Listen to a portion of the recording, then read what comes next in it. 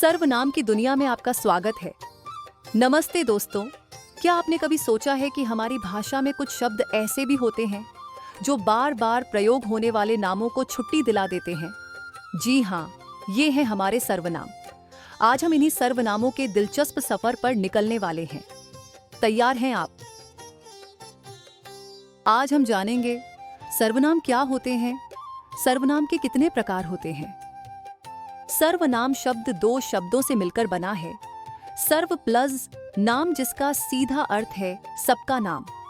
आसान भाषा में कहें तो ये ऐसे शब्द हैं जिनका इस्तेमाल सभी तरह के नामों, संज्ञाओं की जगह पर किया जाता है। उदाहरण से समझते हैं। महक मेरी मित्र है। महक कक्षा 7 में पढ़ती है। महक मेरी मित्र है, वह कक्षा 7 में पढ़ती है। देखा आपने, महक की जगह वह का प्रयोग करने से वाक्य कितना सुंदर और संक्षिप्त हो गया। सर्वनाम का मुख्य उद्देश्य यही है, संज्ञा की बार बार पुनरावृत्ति को रोकना और भाषा को आकर्षक बनाना।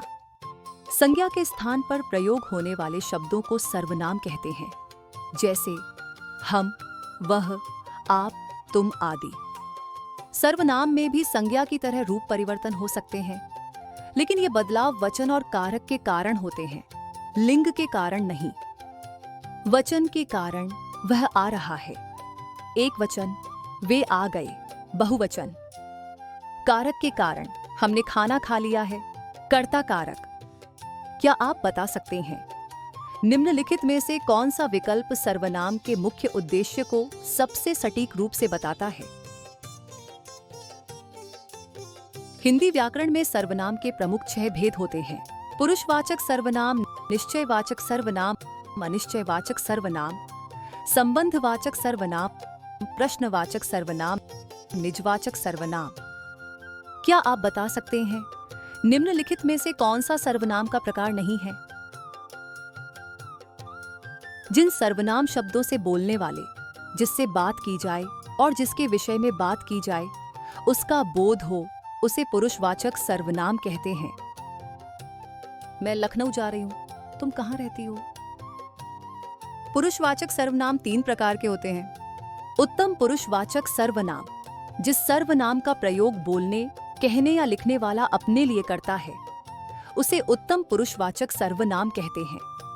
उदाहरण: हमको, हमारा, मेरा, हम, मैं आदि। जैसे मैं लखनऊ जा रही हूं।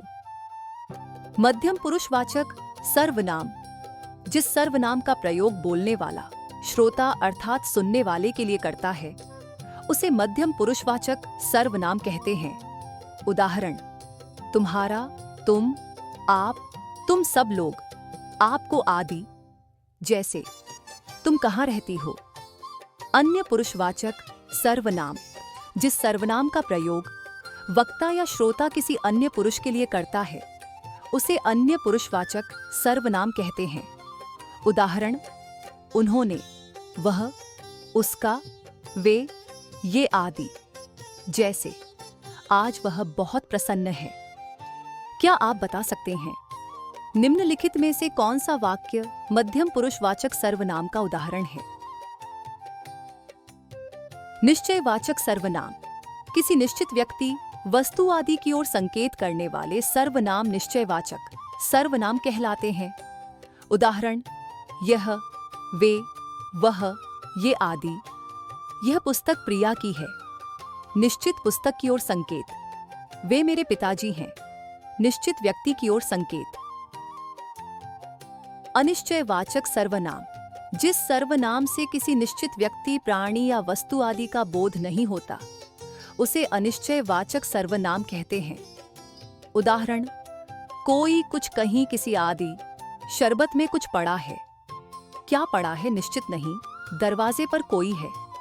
कौन है निश्चित नहीं। क्या आप बता सकते हैं शरबत में कुछ पड़ा है, इस वाक्य में कुछ किस प्रकार के सर्वनाम का उदाहरण है? संबंधवाचक सर्वनाम, जिस सर्वनाम का प्रयोग वाक्य में परस्पर अन्य बातों के साथ संबंध स्थापित करने के लिए किया जाता है, उसे संबंधवाचक सर्वनाम कहते हैं। उदाहरण: जैसे, वैसा, जो, सो आदि। जैसा करोगे वैसा भरोगे। क्रिया और परिणाम में संबंध। मेरे पास जो चश्मा है वह मेरे पिताजी ने दिया है। चश्मे और देने वाले में संबंध। प्रश्नवाचक सर्वनाम। जिस सर्वनाम का प्रयोग किसी व्यक्ति, वस्तु, क्रिया आदि के संबंध में प्रश्न पूछने के लिए किया जाता है उसे प्रश्नवाचक सर्वनाम कहते हैं। उदाहरण: किसका, क्या, कहाँ, किसकी, कौन आदि। तुम्हारा नाम क्या है? नाम के बारे में प्रश्न।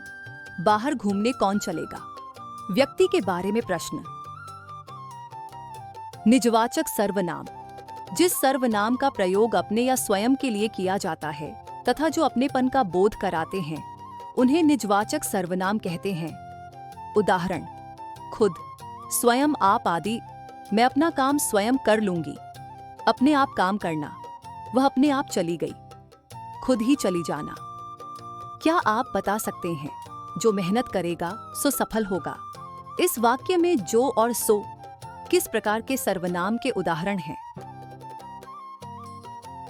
सर्वनाम के रूपों में वचन और संबंध कारक के कारण ही परिवर्तन होता है।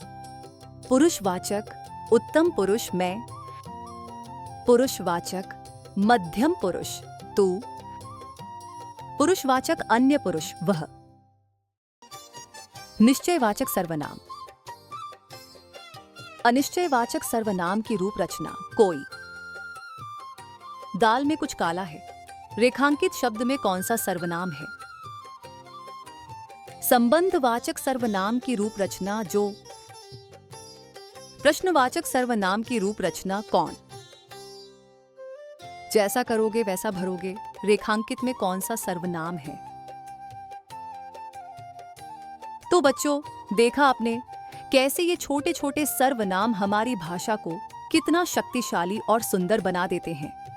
अगली बार जब भी आप कोई वाक्य पढ़ें या लिखें तो इन सर्वनामों को पहचानना मत भूलिएगा। व्याकरण की इस यात्रा में बने रहिए, और भी बहुत कुछ सीखना बाकी है।